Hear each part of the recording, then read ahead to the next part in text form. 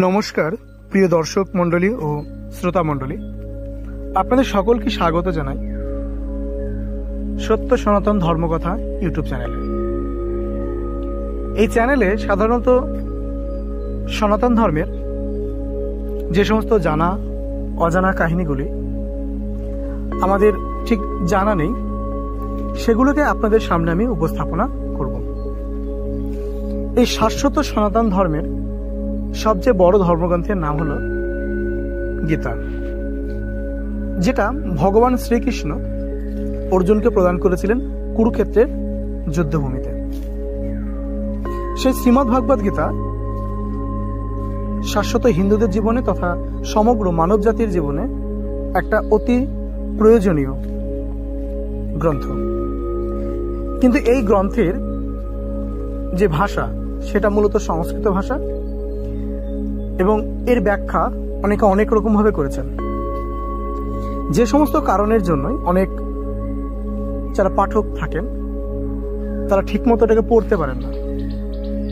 আমার নিজের অনেক ছাত্রছাত্রী বলেন যে স্যার গীতা পড়তে চাই, কিন্তু গীতা যে পড়বো তার জন্য গীতার শ্লোক এর অর্থ আমরা উদ্ধার করতে পারি না, অনেক সময় মানে বুঝতে পারি না। আবার অনেক সময় তারা বলে যে তাদের পড়তেও ভালো লাগে না। কেউ যদি সেটাকে সুন্দর করে সংক্ষেপে বা বিস্তৃতভাবে যেভাবে বলুক না কেন যদি বলে, তাহলে সেটা তারা খুব উপকৃত হয়। আর সেই উদ্দেশ্য নিয়ে আমি আপনাদের সামনে প্রতিদিন দুটো একটা তিনটে শ্লোক করে সমগ্র গীতাটাকে আপনাদের সামনে উপস্থাপনা করব। গীতার শুরুতে আগে বলে রাখি যে গীতা আসলে কি এবং গীতার কেন প্রয়োজন। আমাদের যে সমগ্র বৈদিক সাহিত্য, সেই সমগ্র বৈদিক সাহিত্যের যে নিছড় আপনি যদি এক কথায় সংক্ষেপে কোথাও পেতে চান তাহলে সেটা হচ্ছে উপনিষদ, যেটা বেদের শেষ ভাগ। কিন্তু এই উপনিষদ এত পরিমাণে বৃহৎ এবং প্রচুর পরিমাণে রয়েছে যে সেই সমস্ত তত্ত্বকথা এবং সার সংগ্রহ করাও মানব জাতির পক্ষে, মানে আমাদের পক্ষে, বিশেষত সাধারণ ছাত্রছাত্রী, গৃহী লোক, এদের পক্ষে খুবই কঠিন হয়ে দাঁড়ায়।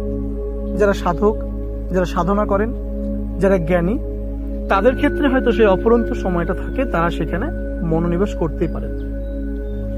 কিন্তু একটা ছাত্র জীবনে এটা একটু অসুবিধা হয়ে দাঁড়ায়। তাই সমগ্র উপনিষদের একটা সার বা তত্ত্ব কথা বলা যেতে পারে এই শ্রীমদ্ভাগবত গীতাকে। বরং আপনি এটা বলতে পারেন যে যা উপনিষদে রয়েছে তা শ্রীমদ্ভাগবত গীতায় রয়েছে, কিন্তু শ্রীমদ্ভাগবত গীতায় যা রয়েছে সেটা হয়তো উপনিষদে আপনি চাইলেও পাবেন না। এই গীতার শুরুটা কিভাবে ঠিক হয়েছিল? তো পাণ্ডবগণ অর্থাৎ হস্তিনাপুরের যে মহান সম্রাট ধৃতরাষ্ট্র, পাণ্ডু এরা ছিলেন, তাদেরই পুত্রগণ অর্থাৎ সেই পাণ্ডবগণ দ্বাদশ বৎসরে যে বনবাস এবং 1 বৎসর অজ্ঞাতবাস সমাপ্ত করে যখন প্রতিজ্ঞা অনুযায়ী নিজেদের অর্ধ রাজ্যের যে অধিকার সেটা তারা কৌরবদের কাছে বা দুর্যোধনের কাছে চাইতে গেলেন। কিন্তু দুর্যোধন অনেকটা অভিমানী, তিনি কি বললেন যে বিনা যুদ্ধে আমি সুচাগ্র মেদিনীও দেব না। সুতরাং এই অবশ্যম্ভাবী ফল হলো কি যুদ্ধ। আপনারা যদি এখানে একটু ভালো করে দেখেন তাহলে যে কৌরব পক্ষ যারা ছিল তারা বরাবরই একটা জিনিসকে অতিরিক্ত প্রায়োরিটি দিয়ে এসেছে এবং তারা সবসময়তেই যেটা চেয়ে এসেছে সেটা এই রাজ্য লোভ এবং রাজ্য লাভ। যেন তেন হেন প্রকারে রাজ্যটা তাদের চাই। এর আগেও অনেকবার তারা হয়তো এই রাজ্যটাকে গ্রহণ করার জন্য অনেক রকম ছলা কলার আশ্রয় তাদেরকে নিতে হয়েছে। কখনো পাশা খেলা, কখনো অজ্ঞাতবাস, কখনো আপনি বলতেন যৌতুক গৃহদাহন, মানে এক কথায় তাদেরকে পুড়িয়ে মারার সিদ্ধান্ত হোক বা অনেক কিছুই হোক তারা করেছিল। কিন্তু পাণ্ডবরা যখন সমস্ত জায়গা থেকে বেরিয়ে এসে তাদের রাজ্যটাকে দাবি করেছে, সেই মুহূর্তে দাঁড়িয়ে তাদের কাছে আর কোনো রাস্তা ছিল না। সুতরাং একটাই রাস্তা এখন যেটা বেঁচে রয়েছে সেটা হলো যুদ্ধ। এই যুদ্ধ করে দুর্যোধন চেয়েছিল যে সমস্ত পাণ্ডবগণকে সে হত্যা করে নিষ্কণ্টক সে রাজ্য ভোগ করবে। আর এরই ফলশ্রুতি হচ্ছে, আর এই দ্বন্দ্বের একমাত্র অবসান যেটা হলো সেটা হলো মহাভারতের 18 দিনের সেই ভয়ঙ্কর যুদ্ধ। পাণ্ডব পক্ষের যিনি বড় ভাই বা যিনি বড় দাদা ছিলেন, সেই যুধিষ্ঠির কিন্তু কখনোই এই যুদ্ধটা করতে চায়নি। তিনি বরাবরই চেয়েছিলেন যাতে এই যুদ্ধটা না হয়, তিনি যুদ্ধটাকে এড়িয়ে যাওয়ার চেষ্টা করেছিলেন।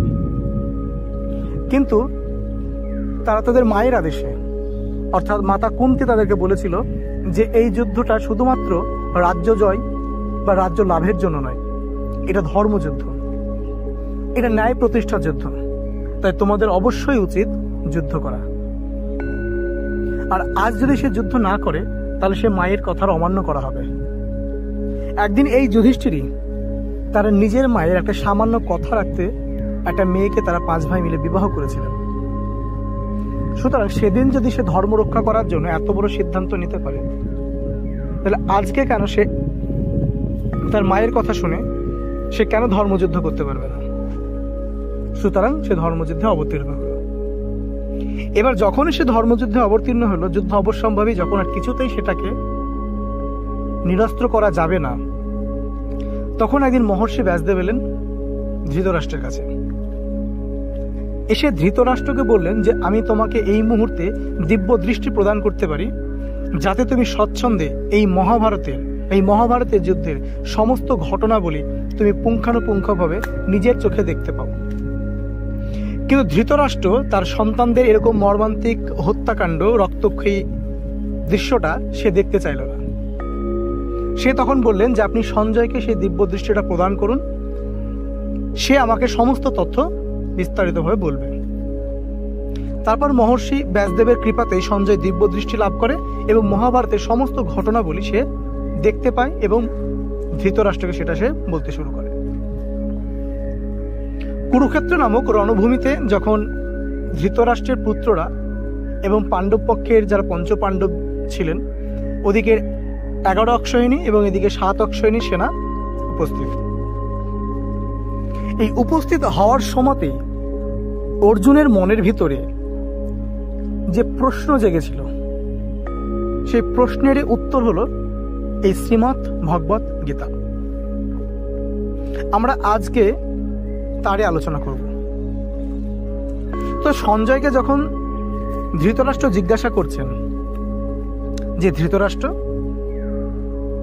এই যে কুরু পাণ্ডবের যুদ্ধে, এই যুদ্ধে যখন আমার পুত্ররা বা ওরা সমবেত হয়েছে, তারা কি করছে আমাকে তুমি বিস্তারিত বলো। তো আমি এবার এখান থেকে শুরু করব প্রথম শ্লোক থেকে একদম শেষ শ্লোক অবধি।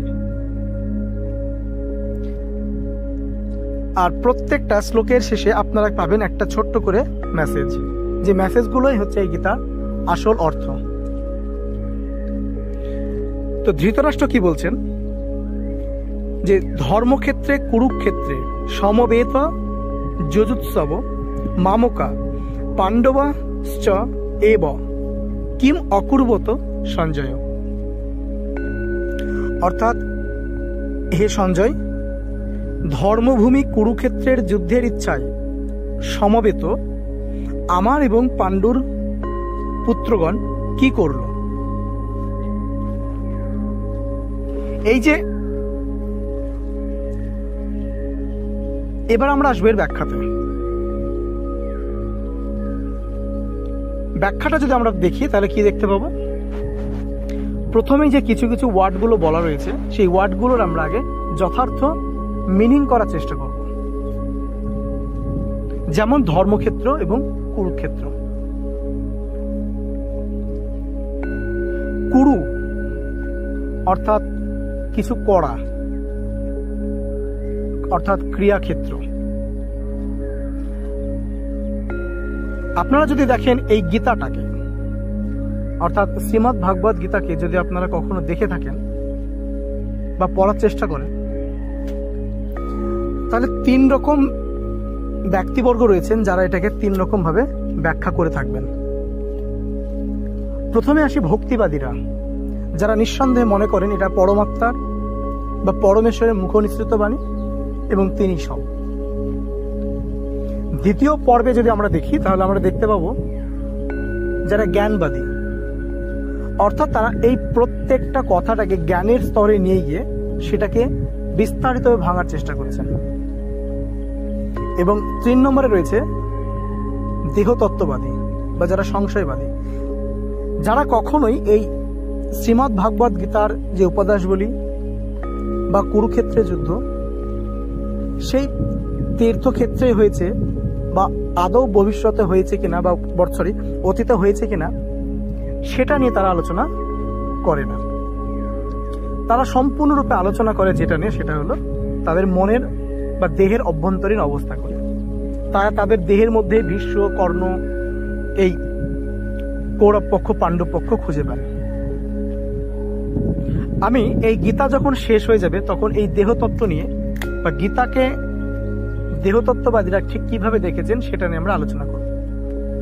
কিন্তু এখন আমরা যেটা নিয়ে আলোচনা করব সেটা হচ্ছে বেসিক্যালি ভক্তিবাদ এবং জ্ঞানবাদ।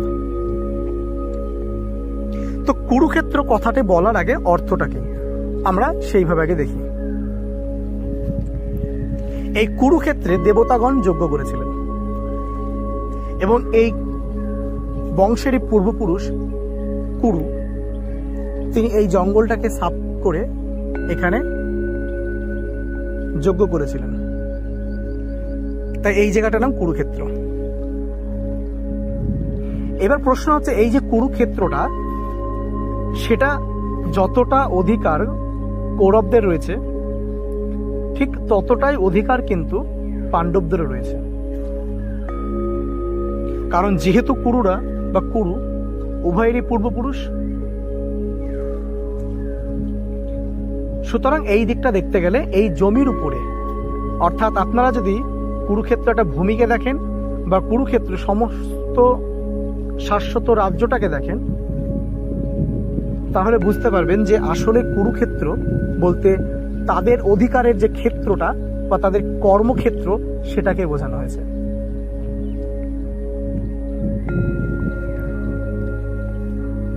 জগতে প্রায় 3টে জিনিস নিয়ে ঝামেলা হয়, কিন্তু শাশ্বত বৈদিক সংস্কৃতির মানে আমাদের ভারতবর্ষের বৈদিক সংস্কৃতির সবচেয়ে যেটা বড় বিষয়, যেটা মুগ্ধকর বিষয়, সেটা হলো তারা সমস্ত কিছুর আগেই ধর্মটাকে জুড়ে দেন এবং সবকিছুকে মনে করেন যে তারা ধর্মসঙ্গত। আর ধর্মের জন্য যে কোনো জিনিস করাটা কোনো অন্যায় বা পাপ নয়। তাই এটা শুধু কুরুক্ষেত্র নয়, এটা একটা ধর্মক্ষেত্র, অর্থাৎ ধর্ম পালন করার যে ক্ষেত্র সেটাই কিন্তু আমাদের কর্মক্ষেত্র একদিক থেকে। আবার গীতার ধর্ম শব্দটা আপনি যদি একটু বিচার করে দেখেন তাহলে কি পাবেন? প্রথম যে শ্লোকটা রয়েছে সেখানে কি আছে? ধর। এবং অষ্টাদশ অধ্যায়ের শেষ যে শ্লোকটা রয়েছে সেখানে কি পাবেন আপনি? ম শব্দটা। অর্থাৎ এই সম্পূর্ণ গীতাটা ধর্মপথে মানুষকে পরিচালনা করার জন্যই প্রদান করা হয়েছে। অতএব সমগ্র গীতাটি ধর্মেরই অন্তর্ভুক্ত, অর্থাৎ ধর্ম পালন করলেই গীতার সিদ্ধান্ত পালন করা হয় এবং গীতা অনুযায়ী সিদ্ধান্ত বা গীতা অনুযায়ী কর্ম কর্তব্য করলেও ধর্ম পালন করা হয়। এখানে আমাদের শাস্ত্রকাররা যে ব্যাখ্যাটা দিয়েছেন সেটা কি ছিল? যে কোনো কর্ম করার আগেই ধর্মকে সাক্ষী রেখে করা উচিত। সমস্ত কাজই করা উচিত সকলের হিতের কথা ভেবে, শুধু নিজের সুখ স্বাচ্ছন্দ্যের কথা ভেবে নয়, এবং কর্তব্য বা অকর্তব্য বিষয়ও শাস্ত্রকে সামনে রেখেই করা উচিত। পরের ওয়ার্ডটা রয়েছে সমবেতা যজুৎসব। সমবেতা কথার অর্থ হচ্ছে একত্রিত হওয়া। মুনি ঋষি সমস্ত দেবগণও তাদেরকে বারণ করা সত্ত্বেও তারা কিন্তু সেই জায়গা থেকে সরে যায়নি। তারা কিন্তু বলেছিল যে আমরা যুদ্ধই করব। এমনকি ভগবান শ্রীকৃষ্ণ যখন দুর্যোধনকে বলেছিল এবং তাকে ভবিষ্যৎটাও দেখিয়েছিল, তখনও কিন্তু সে সেই জায়গা থেকে সরে যায়নি।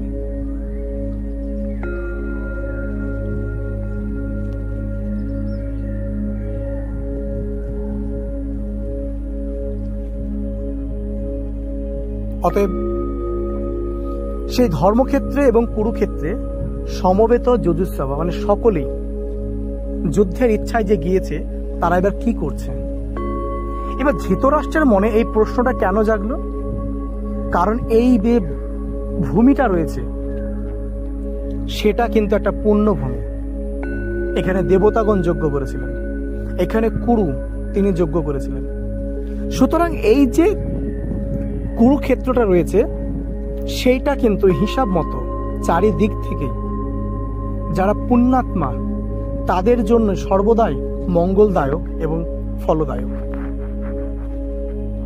কিন্তু ধৃতরাষ্ট্র মনে মনে ভাবছেন যে আমার পুত্ররা তো অধার্মিক,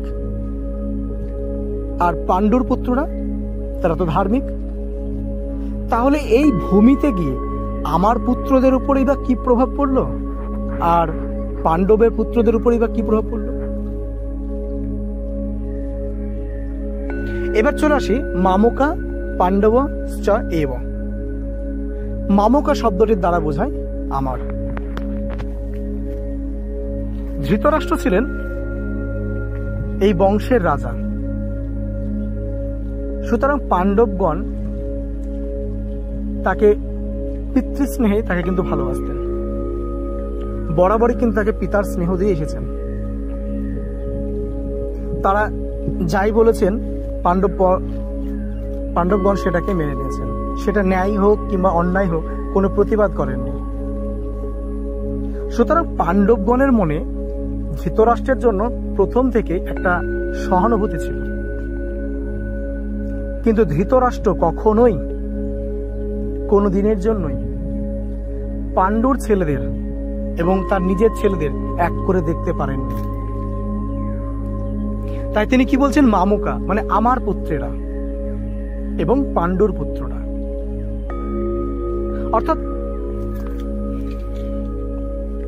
মানুষের মনের ভিতরের যে একটা ভাব যেটা নিহিত থাকে সেটা প্রায় কিন্তু একটা বাণীর মাধ্যমে কিন্তু প্রকাশ হয়েই পড়ে। এই দ্বিমুখী আচরণের জন্য ধৃতরাষ্ট্রকে নিজ কুল বিনাশের দুঃখ ভোগ করতে হয়েছিল। আচ্ছা, এইখান থেকে আমরা কি শিক্ষা নিলাম? যে প্রত্যেক মানুষেরই এই শিক্ষাটা গ্রহণ করা উচিত যে নিজ গৃহে, পল্লীতে, গ্রামে, দেশে এবং সম্প্রদায়ের মধ্যে দ্বিমুখী ভাব অর্থাৎ এটি আমার, এটি অপরের, এইরূপ চিন্তা পোষণ না করা।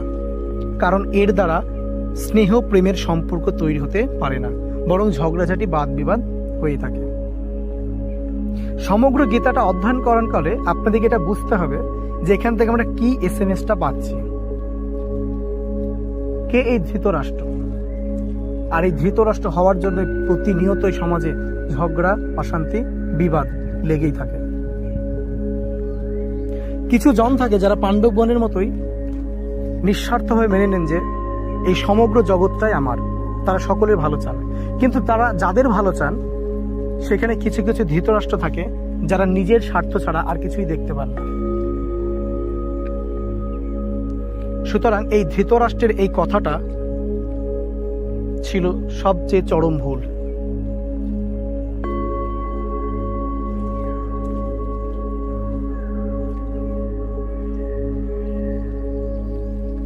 পরের ওয়ার্ডটা রয়েছে কিম অকুর্বত।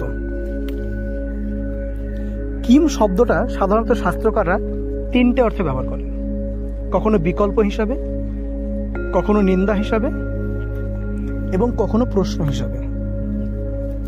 কিন্তু এই জায়গাটায় দাঁড়িয়ে কখনোই বিকল্প নয়, কারণ ধৃতরাষ্ট্র কখনোই চায়নি যে আমার ছেলেরা পাণ্ডুর ছেলেদের সঙ্গে সন্ধি করুক। সুতরাং বিকল্পের কোনো প্রশ্নই আসে না। নিন্দাসূচক, ধৃতরাষ্ট্রের ছেলেরা যেটা করছিল সেটা ধৃতরাষ্ট্রের কাছে কখনোই নিন্দাসূচকও ছিল না, কারণ তিনি এর মদতদাতা।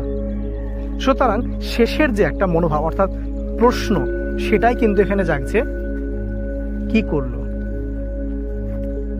কি করলো মানে এই যে তারা কি যুদ্ধ করলো, তারা কি অন্য কিছু করছে না তো, তারা কি হাল ছেড়ে দিল, তারা কি করলো? মনের ভিতরে যে একরাশ প্রশ্ন, সেটাই কিন্তু এখানে জেগে উঠল যে এবার কি করলো। আচ্ছা, কি করলো শব্দটা কেন বলছে বারবার করে যে কি করলো, এবং এখানে কিন্তু একটা সংশয় রয়েছে যে কি করলো, কারণ এটা ধর্মক্ষেত্র, আর ধর্মক্ষেত্রের উপর প্রত্যেকটা মানুষের উপরই কিন্তু একটা প্রভাব পড়বে। আর আমার ছেলেদের উপর যদি সত্যি প্রভাব পড়ে, তাহলে কি তারা যুদ্ধ বন্ধ করে দেবে? আচ্ছা, আমার ছেলেরা না হয় অধার্মিক, তারা যুদ্ধ বন্ধ করতে পারবে না, কিন্তু পাণ্ডুর ছেলেরা তারা তো ধার্মিক, তাদের উপরে কি এই কুরুক্ষেত্রের প্রভাব আদৌ কি পড়েছে? তারা কি যুদ্ধটা বন্ধ করে দিয়েছে? তাহলে কি করলো? এই প্রশ্নটাই তিনি সঞ্জয়কে করেছেন। এখান থেকে যে মেসেজটা আমাদেরকে দিয়েছেন শাস্ত্রকাররা, তারা কি বলেছেন? যে আমার পুত্র এবং অন্যের পুত্র যদি এইভাবে কোনো একটা জিনিসকে দেখা হয় যেখানে বিষয়টা ন্যায় অন্যায়ের, তখন দেখা উচিত সেটা ন্যায় নাকি সেটা অন্যায়। কিন্তু ধৃতরাষ্ট্র কি দেখলেন যে সেটা আমার ছেলে নাকি সেটা পরের ছেলে। সেই মুহূর্তে ধৃতরাষ্ট্র, যিনি একজন রাজা সম্রাট, তিনি যদি ন্যায় এবং অন্যায়টাকে দেখতেন, তাহলে কিন্তু এই যুদ্ধটা হতো না, কিন্তু তিনি দেখতে পারেননি। তাই প্রথম মেসেজ এটাই যে ন্যায় এবং অন্যায় এইভাবে দেখতে শেখা উচিত, ন্যায়কে ন্যায় বলা এবং অন্যায়কে অন্যায় বলা। আমার পুত্র বলে সে অন্যায় করেছে, তাকে ছেড়ে দিতে হবে, আর অন্যের পুত্র সে যাই করুক না কেন তাকেই ফল ভোগ করতে হবে। এইরকম মনোভাব যদি আবারও থেকে থাকে এবং এটা যদি মাথা চাড়া দেয়, তাহলে তার অবশ্যম্ভাবী ফল হচ্ছে কুরুক্ষেত্রের যুদ্ধ। 2 নম্বর মেসেজ, সেটা হচ্ছে মনের চঞ্চলতা। এই মনের চঞ্চলতা ভাবটা সর্বদা প্রত্যেকটা মানুষের ভিতরেই থাকে, কিন্তু প্রশ্ন হচ্ছে আপনার মনের ভিতরে যে চঞ্চলতাটা রয়েছে সেটা কি কেন্দ্রিক? অনেকে বলে স্যার এটা বুঝতে পারলাম না। এইখানে দাঁড়িয়ে দুটো ব্যক্তিকে আমাদের এখানে দেখানো হয়েছে, একজন ধৃতরাষ্ট্র এবং অপরজন অবশ্যই অর্জুন।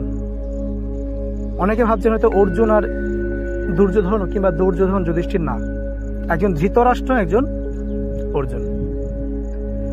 ধৃতরাষ্ট্রের মনের যে চঞ্চলতা, সে সর্বদা নিজের পুত্র করে এসেছে এবং তার ছেলেরাই রাজ্য ভোগ করবে, এইরকম মনোভাব নিয়ে এসেছিল। অর্থাৎ তার ভিতরে এই চঞ্চলতা থেকেই সৃষ্টি নিয়েছে রক্তক্ষয়ী বিনাশ, কুলক্ষয়ী সংগ্রাম, মহাভারতের যুদ্ধ। অর্জুনের মনের ভিতরেও চঞ্চলতা সৃষ্টি হয়েছে, কিন্তু সেই চঞ্চলতা কেমন ছিল? অর্জুনের মনের ভিতরে যে চঞ্চলতা, সেখান থেকে কিন্তু গীতা প্রকটিত হয়েছে। ভগবান শ্রীকৃষ্ণ বাধ্য হয়েছেন তার ভক্তের সেই চঞ্চলতা নিবারণ করার জন্য, দূর করার জন্য গীতার মতো উপদেশবলী দিতে। সুতরাং আপনার মনের চঞ্চলতা ঠিক কি, সেটার উপরে নির্ভর করছে আপনি কোন দিকে যাবেন। আপনি যদি ধৃতরাষ্ট্রের মতো যদি চঞ্চল হন, তাহলে বিনাশ হবে। আর যদি নিজেকে জানতে চান, চিনতে চান, যদি উন্নতি করার চেষ্টা করতে চান, তাহলে গীতা পাবেন। সুতরাং বিচার কিন্তু আপনার হাতে রয়েছে। তো আজকের মতোই এখানেই আমার শেষ হলো। সামনের দিন হবে 2য় এবং 3য় শ্লোক। আশা করছি আপনাদের হয়তো ভালো লাগবে। দেখা হবে পরের দিন। সঙ্গে থাকুন, পাশে থাকুন।